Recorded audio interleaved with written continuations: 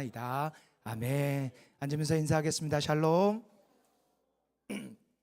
예. 오늘은 명절 때 특별히 저희가 이제 통합 예배를 올해부터 이제 드리려고 합니다. 통합 예배가 특별한 이벤트로 기획을 하지 않지만 가족들이 함께 전 세대가 예배한다 했을 때 가장 말씀을 이해해야 되는 가장 중요한 인물 중에 하나가 우리 아이들이잖아요. 그래서 아이들의 시선에 맞춰서 말씀을 전하기 위해서 오늘은 제가 안 하고 이광 전사님이 말씀을 전하십니다. 우리 이광 전사님 앞으로 보실 때 박수로 모시도록 하겠습니다.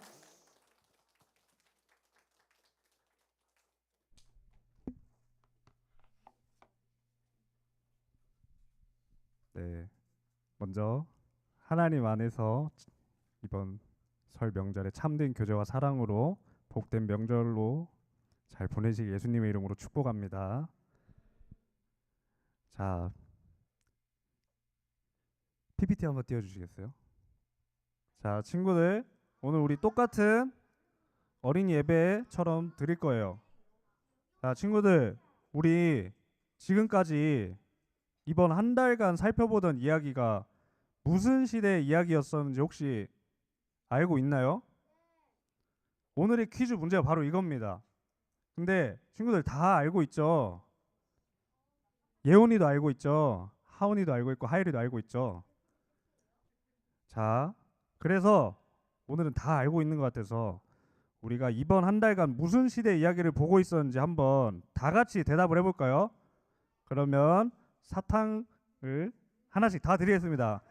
자, 정답을 한번 다 같이 얘기를 해볼까요? 정답은 포로 귀한 시대. 자, 우리는 지금까지 포로 귀한 시대를 함께 보고 있었어요. 오늘은 우리가 보고 있는 이 포로 귀한 시대의 마지막 이야기예요. 전도사님이 저번에 이 포로 귀한은 총 3차에 걸쳐서 이루어졌다고 말을 했죠. 자, 그 중에 우리가 첫째 주에 봤던 1차 포로 귀환에서는 수룹바벨이랑 백성들이 예루살렘으로 와서 무너진 성전을 다시 지었어요. 이렇게 이스라엘 사람들은 다시 고향 땅 성전에서 하나님을 예배할 수 있게 되었습니다. 하지만 동시에 이스라엘 백성들은 극심한 괴롭힘에 시달리고 있었대요. 바로 그 주변에 살던 여러 민족들이 틈만 나면 예루살렘에 쳐들어와가지고 이스라엘 사람들이 괴롭혔기 때문이었어요. 이렇게 이스라엘 백성들이 쉽게 괴롭힘을 당할 수밖에 없던 데는 이유가 있었거든요. PPT 한번 띄워주시겠어요? 그 다음 PPT를 한번. 자, 친구들 이거 뭔지 아나요? 성벽이죠.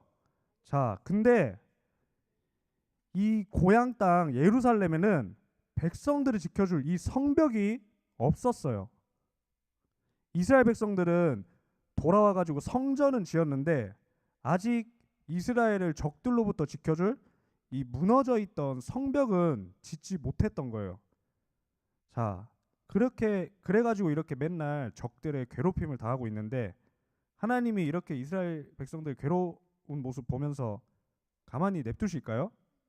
아니겠죠. 그래서 하나님은 오늘도 하나님의 요원을 이스라엘로 파견하십니다. 오늘의 요원은 바로 느헤미야예요. 자, 오늘의 요원 이 느헤미야에게 주신 하나님의 미션은 바로 무너진 이 성벽 짓기였습니다. 자, 친구들 혹시 느헤미야의 집 주소 아는 친구들 있나요? 전도사님 느헤미야 집 주소를 알거든요. 자, 맞아요. 느헤미야는 이스라엘 땅이 아니라 페르시아 땅에 살고 있는데 그 페르시아에서 느헤미야 집 상세 주소가 어디냐? 바로 수산동 수산왕궁 501호래요. 자, 저기 집 주소 보니까 화면 한번 다시 띄워주시겠어요? 느헤미야가 왕궁에서 살고 있다고 방금 주소에 써 있다고 했죠. 뭐 하는 사람이었는데 느헤미야가 왕궁에 있었을까요? 자, 이렇게 화면을 보면 느헤미야 우리가 특징을 알 수 있어요. 느헤미야 옷차림 한번 보세요. 혹시 이런 차림 어디서 본 적이 있나요, 친구들? 자, 다음 PPT 한번 띄워주세요.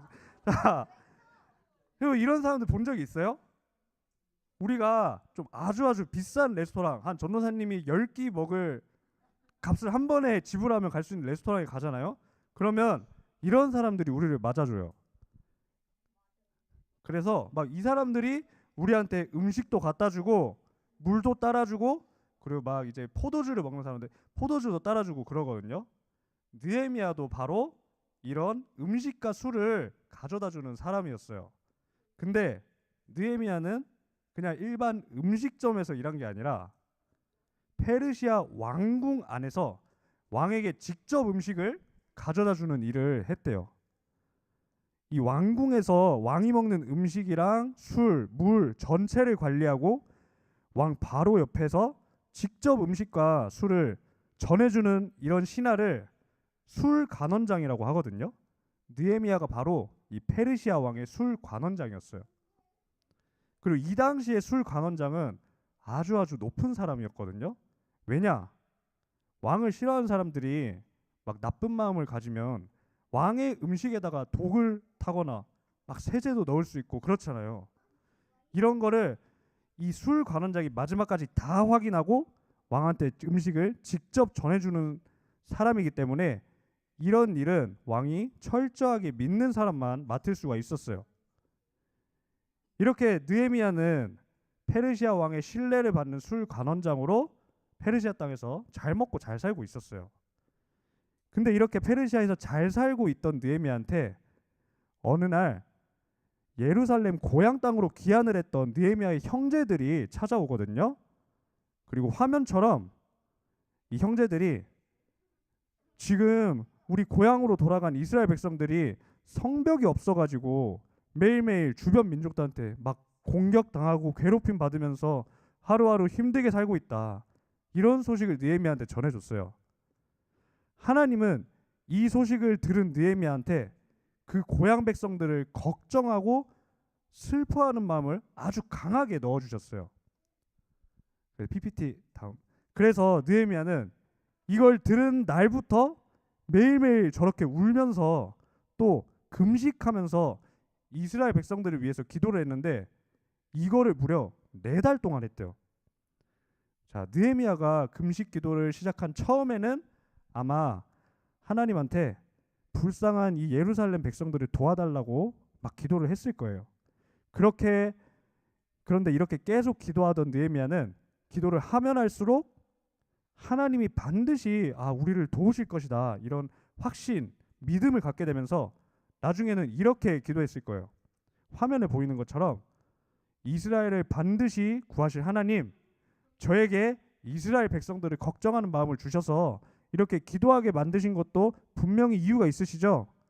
하나님, 저를 사용하셔서 이 이스라엘 백성들의 괴로움을 해결해 주세요. 이렇게 믿음의 기도를 했을 거예요. 자, 친구들, 근데 혹시 사람이 오랫동안 밥도 안 먹고 맨날 울고 그러면 얼굴이 어떻게 되는지 아나요? PPT 한번. 자, 이렇게 됩니다. 느헤미야가 바로 지금 이 얼굴이었어요. 자, 그러면 이 슬픈 얼굴을 본 왕은 당연히 느헤미야한테 무슨 일 있냐고 묻겠죠. 그래서 왕이 느헤미야한테 야, 너 뭔 일이야? 무슨 일이야? 말해봐. 내가 해결해 줄게.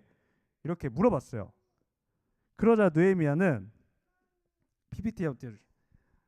자, 지금 제 고향에 성벽이 다 무너져 있어가지고 저희 백성들이 주변 사람들한테 괴롭힘을 받는답니다. 그래서 지금 제 마음이 너무 슬픕니다. 이렇게 솔직하게 왕한테 얘기하고 또 놀라운 부탁을 한 2가지 정도를 합니다. 자, 지금 느헤미야는 술관원으로 일하고 있죠. 페르시아에서. 술관원으로 일하는 느헤미야가 갑자기 왕한테 이런 말을 해요. 왕이시여, 저 좀 이스라엘로 좀 보내주세요. 저 가가지고 성벽 좀 쌓고 돌아오겠습니다. 이런 부탁을 갑자기 왕한테 한 거예요. 근데 부탁이 여기서 끝나는 게 아니라 이 성벽 좀 짓게 이 재료도 왕께서 좀 저한테 주세요. 이 부탁까지 해버리는 거예요. 자, 친구들, 이게 왜 놀라운 부탁일까요? 먼저 지금 느헤미야는 페르시아에서 술 관원장으로 아주 잘 먹고 잘 살고 있죠. 근데 지금 왕한테 고향 땅으로 가게 해달라는 거는 이 잘 사는 삶을 던지고 내 고향의 백성들의 고통을 내가 그냥 볼 수가 없어서 고향으로 가겠다는 말이에요. 이 결정이 아주 놀라운 거고, 또 하나, 느헤미야가 비록 술 관원장이라는 자리에 있었지만 느헤미야는 사실 페르시아 출신도 아니고 유다 포로 출신이죠. 근데 갑자기 왕한테 저희 포로 민족인 이스라엘 성벽 가가지고 좀 짓게 고향 좀 보내주시고 성벽 지을 재료도 좀 주십시오. 이렇게 말하는 거는 조금 무례한 부탁으로 왕이 좋게 받아들이기는 힘든 부탁이잖아요. 하지만 느헤미야가 이런 부탁을 할 때에는 이미 느헤미야가 오랜 시간의 기도를 통해서 하나님께서 분명히 이 무너진 성벽을 일으키실 것이고 또 그 일을 위해서 나를 감동하게 만드셔서 나를 통해서 하나님의 계획을 이루실 거다 하는 확신을 가지고 있었기 때문에 왕한테도 담대하게 말할 수 있었던 거예요. 자, 그러면 이 어이없는 얘기를 들은 왕은 과연 어떤 반응을 했을까요? 다행히 하나님께서 왕의 마음을 만지셔서 왕은 이 부탁을 듣고 느헤미야를 고향에 보내줍니다. 근데 그냥 보내준 게 아니라 느헤미야를 예루살렘 성벽을 짓는 것을 총지휘하는 이 당시 예루살렘이 있었던 유다 지역에 총독으로 삼아가지고 보내줘요. 그리고 또 안전하게 고향으로 돌아갈 수 있도록 왕의 서명이 담긴 통행증도 써주고 성벽 재건을 위한 재료 부탁한 것까지 다 챙겨줍니다. 이렇게 페르시아에서 느헤미야는 함께 귀환할 백성들을 모아서 고향으로 돌아가게 됐어요. 이게 바로 3차 포로 귀환이에요. 우리 2차까지 저번에 봤었죠. 자, 이렇게 3차 포로 귀환으로 돌아온 느헤미야는 돌아오자마자 저희 화면에 안전모 쓰고 있죠. 느헤미야는 백성들이랑 열심히 성벽을 짓는 공사를 합니다. 근데 이 느헤미야가 성벽을 지을 때도 우리 스룹바벨이 성전 지을 때처럼 아주 많은 방해를 받았대요. 먼저 그 근처에 살던 이웃 나라의 지도자였던 산발랏과 도비아라는 사람이 그 주변의 다른 민족들을 다 데리고 와가지고 성벽 공사를 막 방해했는데, 자, 화면에 보이는 것처럼 맨날 공사하고 있는 이 공사판에 찾아와서 야, 니네들 지금 이거 성벽이라고 만드냐? 너무 허접해가지고 여우가 올라가도 다 무너지겠다. 막 이렇게 맨날 놀리면서 짜증나게 하는 거예요. 공사를 하는데. 그리고 또 여기서 끝나는 게 아니라 이 공사 현장에다가 자기들의 군대를 이끌고 와서 야, 너네들 계속 공사하면 우리가 너네들 여기 공격할 거야. 이렇게 위협을 했어요. 친구들 공사 해본 친구 있나요? 공사하는 거 힘들거든요. 막 돌을 다루고 공사하는 것도 가뜩이나 힘든데 이 계속되는 방해 막 위협에 이스라엘 백성들은 마음까지 지쳐버렸어요. 하지만 느헤미야는 이미 이 성벽 지으러 오기 전에 기도를 하면서 하나님이 분명히 성벽을 지으실 것이다, 하나님이 하실 것이다 라는 믿음을 가지고 왔잖아요. 그래서 이 건축을 지휘하던 총독 느헤미야는 여기서 포기하지 않고 백성들한테 여러분, 하나님이 지금 우리와 함께 하십니다 하는 이 사실을 계속해서 말해줬어요. 또한 또 총독으로서 느헤미야는 백성을 두 개로 나눠가지고 한쪽은 느헤미야와 함께 무기를 들고 막 방해하는 적들로부터 백성들을 지키고, 또 한쪽에는 이제 망치와 못을 들고 마음 편하게 공사를 할 수 있도록 만들어서 성벽 공사를 방해하던 이 산발랏과 도비아 일당을 막을 수가 있었어요. 자, PPT 다음 PPT 한번 띄워주시겠어요? 근데 여기서 문제가 끝이 아니었습니다. 이 바깥의 일은 잘 해결이 됐는데 이스라엘 백성들 안에서 문제가 발생한 거예요. 이 예루살렘에 사는 이스라엘 백성들 중에는 당연히 돈이 많은 사람들도 있었고 조금 그렇지 않은 사람들도 있었는데 이 돈 많은 부자들이 같은 민족한테 돈을 빌려주고 이자를 터무니없이 많이 받아가지고 가난한 백성들을 전부 다 빚쟁이로 만들어버린 거예요. 그리고 이 부자들은 이 빚을 갚지 못하면 빚 대신에 그 자녀들을 노예로 데려가면서 이스라엘 백성들이 괴롭게 만들었어요. 자, 다음 PPT. 이걸 본 총독 느헤미야는 바로 이 문제를 해결했습니다. 느헤미야가 총독이었잖아요. 그래도 이 지역의 대장이니까 부자들 다 불러가지고 백성들에게 돈 이자 받지 마라. 돈 빌려주되 이자 받지 말고 빌려줘라. 그리고 너희들 지금까지 노예로 잡아간 자녀들 당장 다시 다 풀어줘. 이렇게 명령을 했어요.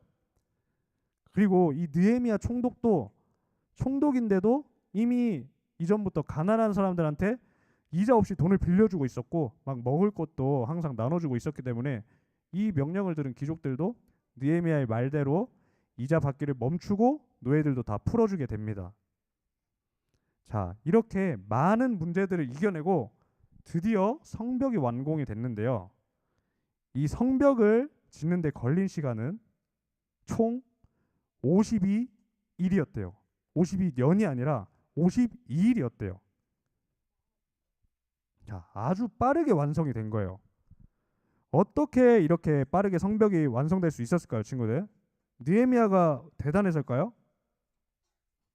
이건 느헤미야의 능력이 커서가 아니라 바로 하나님이 느헤미야를 사용하셔서 이 성벽을 완성하셨기 때문에 이렇게 빠르고 튼튼하게 완성할 수 있었던 겁니다.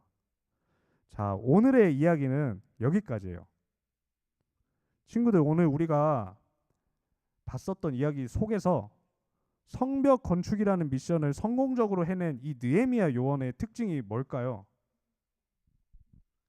느헤미야 요원의 특징은 바로 어려움에 빠져 있었던 백성들을 보고 그냥 지나치지 않으신 하나님처럼, 지금까지 하나님은 어려움에 처한 이스라엘 백성들을 구해내셨죠. 그런 하나님처럼 하나님의 요원인 느헤미야도 하나님 마음과 똑같이 자기 삶을 던지면서까지 도움이 필요한 곳에 가서 기꺼이 도왔다는 거예요. 친구들, 지난번부터 전도사님이 계속 말했었죠. 지금 오늘 이 시대에 하나님의 요원이 누구죠? 하나님의 요원 누구죠? 왜 대답하다가 안 하지? 자, 지금 오늘 이 시대에 하나님의 요원은 바로 바로 우리죠. 자, 우리도 하나님의 요원인 거 다 알죠? 우리도 하나님의 요원이기 때문에 하나님이 자기 백성이 괴로워할 때 항상 찾아가셔서 도와주셨던 것처럼 우리도 주변에 어려움에 빠진 하나님이 지으신 이 모든 사람들을 항상 찾아가서 도와줘야 돼요. 친구들 주변에는 혹시 슬픔 때문에 아니면 죄 때문에 아니면 뭐 기타 여러 어려움 때문에 삶의 성벽이 무너져서 울고 있는 사람이 혹시 있나요? 누가 있을까요? 주변에? 전도사님이 잘은 모르겠지만 주변에 누가 있을지, 우리 주변에는 항상 슬픔과 괴로움을 겪는 사람들이 무조건 있어요. 만약 친구들 주변에 그런 사람이 혹시 생각이 난다면 하나님의 요원인 우리는 그 사람을 위해 먼저 기도하고 또 그 사람을 찾아가서 함께 도와줘야 돼요. 그게 바로 하나님의 마음을 가진 하나님의 요원의 자세입니다. 우리 친구들 모두가, 또 우리 보배다음 성도님 모두가 누군가의 아픔을 봤을 때 그냥 지나치지 않고 우리가 함께 그 아픔을 직접 공감하고 또 함께 회복할 수 있는 하나님의 자녀가 되기를 소망합니다.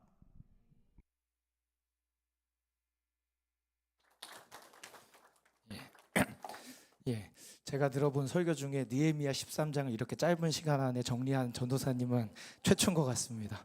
우리 귀한 말씀 전해주신 우리 전사님께 박수 한번 보내주시면 좋겠습니다.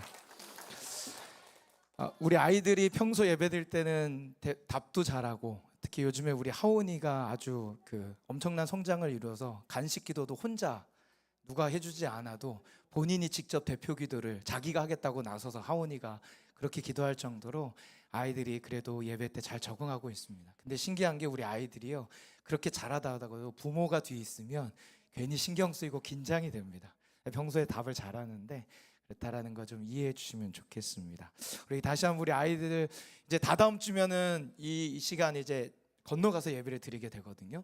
그러니까 저는 좀 많이 아쉽고 우리 현우의 장난이 그리울 것 같은데 아마 아이들은 더 기쁘고 즐겁게 하리라 생각됩니다. 그래서 예배 잘 또 세워갈 수 있게끔 격려의 박수 한번 좀 보내주면 좋겠습니다. 우리 친구들 말씀을 잘 들었는지 질문. 느헤미야가 돌아가서 한 일이 뭐라고요? 성벽을 쌓는 거. 그렇죠. 아이들 다 안 듣는 것처럼 다 듣습니다. 자, 그럼 우리 장년분들께 질문 드립니다. 성벽 쌓는 거 며칠 만에 완공했다고 했습니까? 52일 만에. 대단한 일입니다. 여러분, 52일 만에 성벽을 재건한다. 오늘날에도 이게 불가능한 일인데 그 당시에 이루어졌다. 이거 사람이 할 수 없는 일이라는 겁니다. 그런데 중요한 것은 느헤미야가 이룬 일이 52일 만에 성벽을 재건한 이 일보다 더 위대하고 더 중요한 일이 사실 하나 있습니다. 우리 어른들은 이거를 기억해야 돼요. 그게 뭐냐? 여러분 성경을 찾아서 직접 읽겠습니다. 느헤미야 8장 1절 한 절입니다. 느헤미야 8장, 우리 친구들도 찾으세요. 느헤미야 8장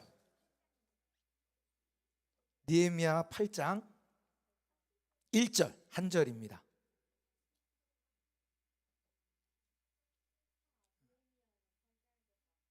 느헤미야가 8장을 꼈다. 우리 현우는 아재 개그의 은사가 많은 것 같습니다. 8장 1절 우리 한 목소리로 읽겠습니다. 시작.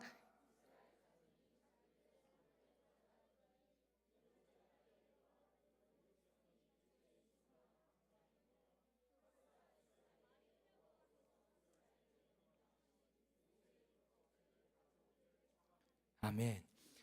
느헤미야가 무려 50일 만에 이스라엘 성벽을 재건하고 난 직후에 그것을 기뻐하고 즐거워하고 축제를 벌일 수도 있지만 느헤미야는 그렇게 하지 않고 그거보다 더 의미 있고 중요한 한 가지 일을 행하는데 그게 뭐냐?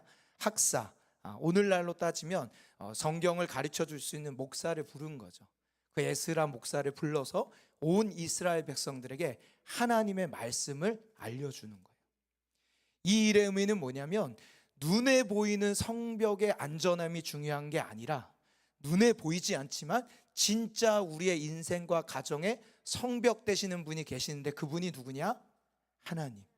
그 하나님의 말씀으로 성벽을 세우는 자가 가장 안전하고 튼튼하다라는 것을 알려주기 위해서 느헤미야가 50일 만에 성벽을 재건하자마자 축제하고 기뻐하고 즐거워하는 게 아니라 하나님의 말씀을 이스라엘 백성들에게 선포하고 있는 거예요.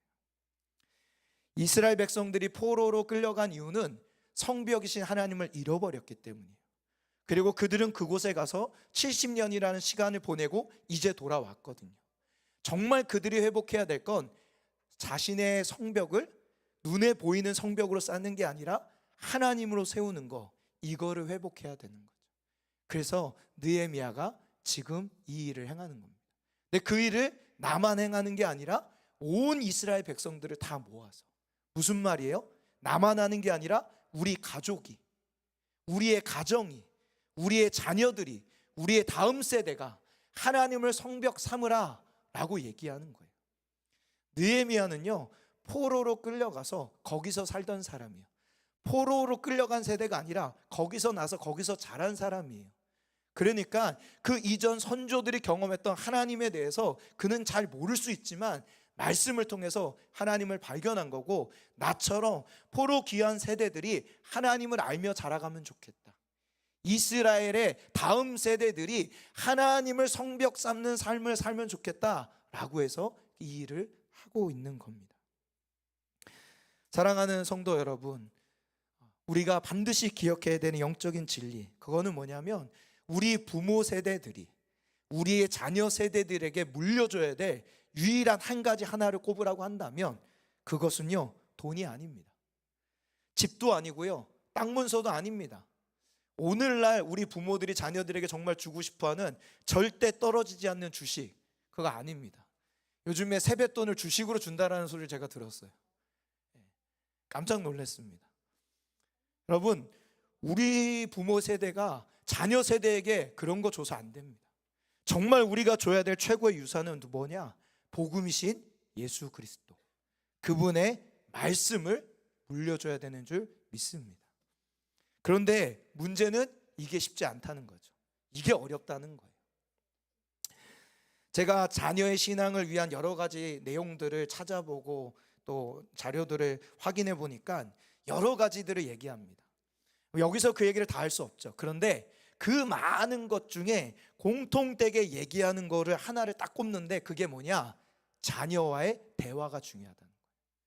자녀에게 신앙을 전수하기 위해서 중요한 게 뭐다? 자녀와의 대화. 대화를 잘 할 때 그게 이루어진다는 거예요. 그럼 묻겠습니다. 자녀와 대화 잘 하십니까? 그래도 많이 고개를 끄덕이시네요. 몇 분은 웃으시고요. 솔직하게 저는 잘 못하는 것 같습니다. 양심상 어렵더라고요. 쉽지가 않더라고요. 왜요? 내 마음대로 안 되니까. 내 뜻대로 안 되니까. 제가 볼 때 대부분의 부모는 잘한다고 느끼지만 옆에서 볼 때는요, 일방적인 가르침과 화와 분노로 가는 경우가 더 많다라는 겁니다.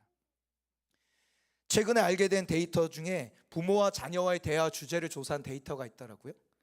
1위가 뭔지 아세요? 1위가 요거는 전 충격이었어요. 성적 그리고 진로 줄 알았는데 1위가 그게 아니더라고요. 1위가 자녀의 취미생활과 관련된 이야기를 많이 한대요.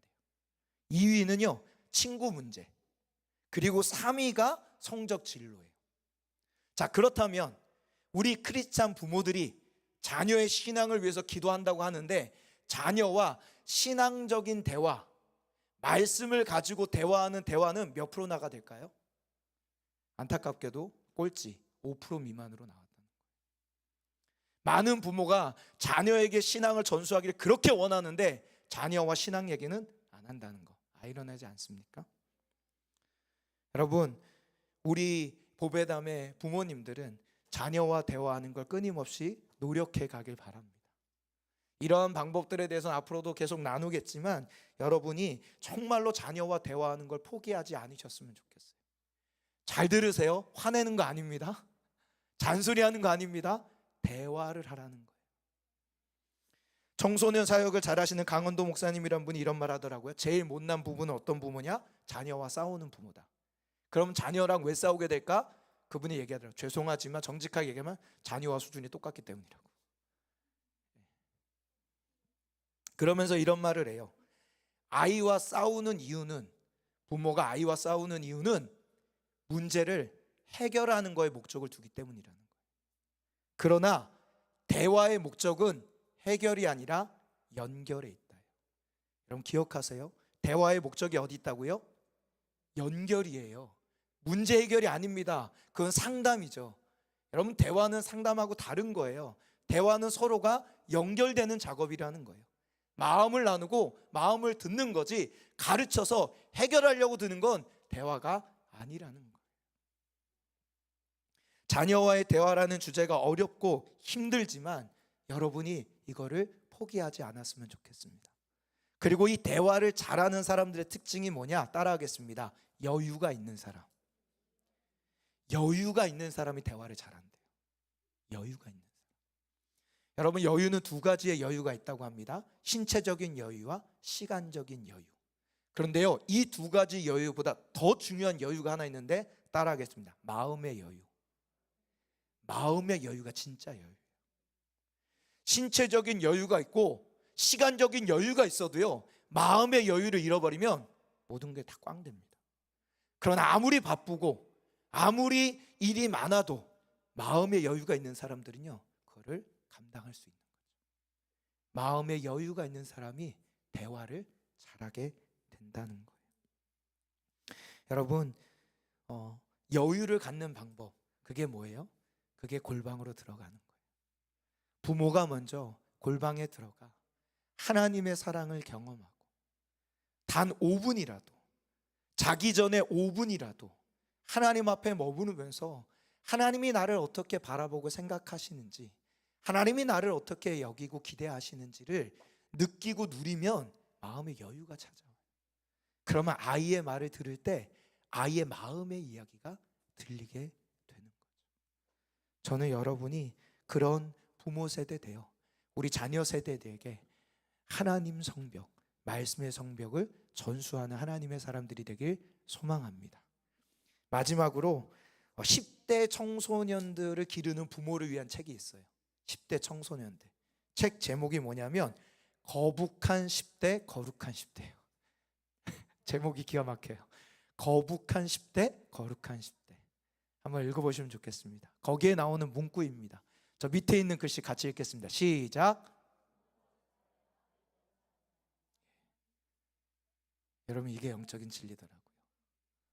부모가 자라야지 자녀가 자라요. 부모인 여러분의 신앙이 자라갈 때 자녀의 신앙이 자라가는 거예요. 왜 내 자녀가 신앙이 안 자라갈까? 그럼 뭐부터 고민하라고요? 나는 잘하고 있나? 나의 신앙은 잘하고 있나? 죄송하지만요, 제가 청년 사역을 하고 장년 사역을 하면서 가장 피부로 느껴지는 게 뭔지 압니까?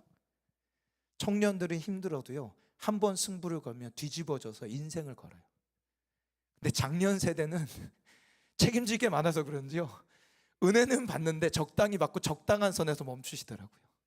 인생을 안 걸더라고요. 그게 다르더라고요. 여러분, 부모인 여러분이 잘하지 않으면 자녀들은 안 자랍니다. 여러분의 신앙이 하나님 앞에 성숙하고 자라가서 여러분의 마음이 넓어질 때 자녀들이 변화돼요. 결국엔 부모의 마음의 그릇의 문제라는 겁니다. 이 사실을 반드시 기억하셔서 저는 여러분의 마음의 그릇이, 여러분의 영적인 그릇이 먼저 자라가고 넓어지길 축복합니다.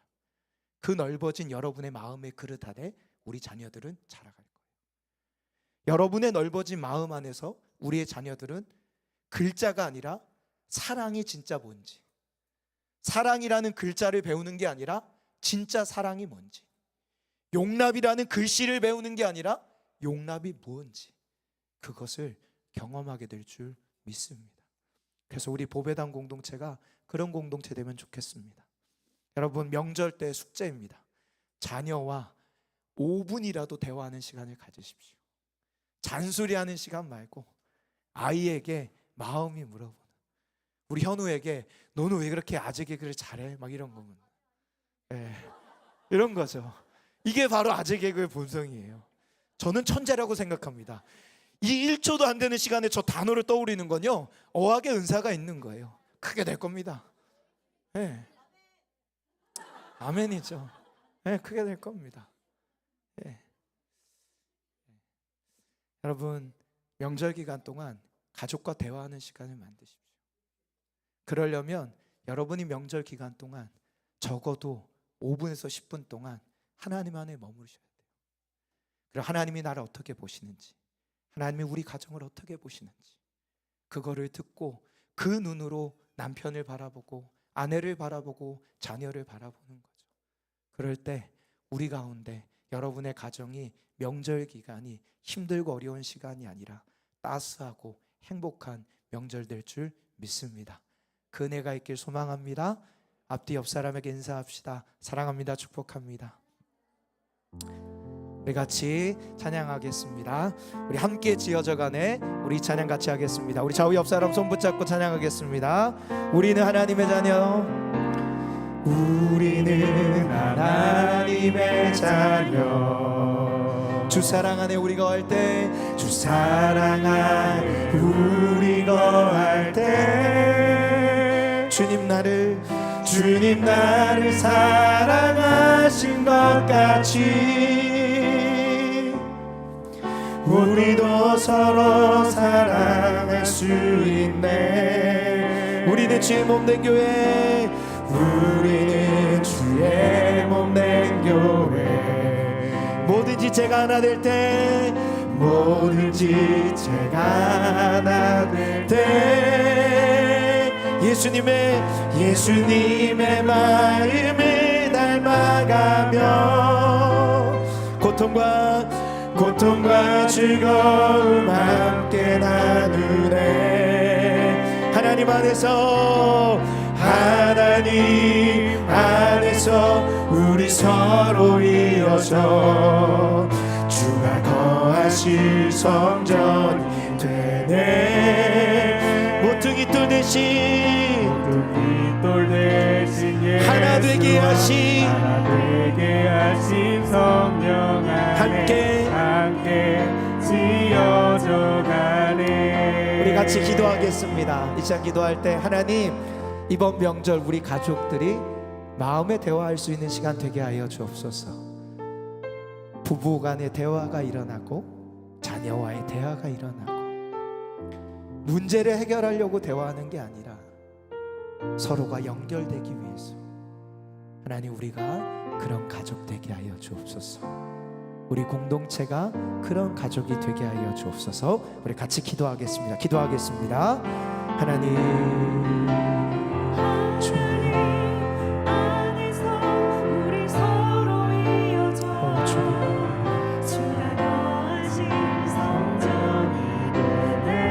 하나님 우리 보배담의 가정들이 하나님을 경험하며 하나님 안에 연결되어 있음을 알게 하여 주옵소서.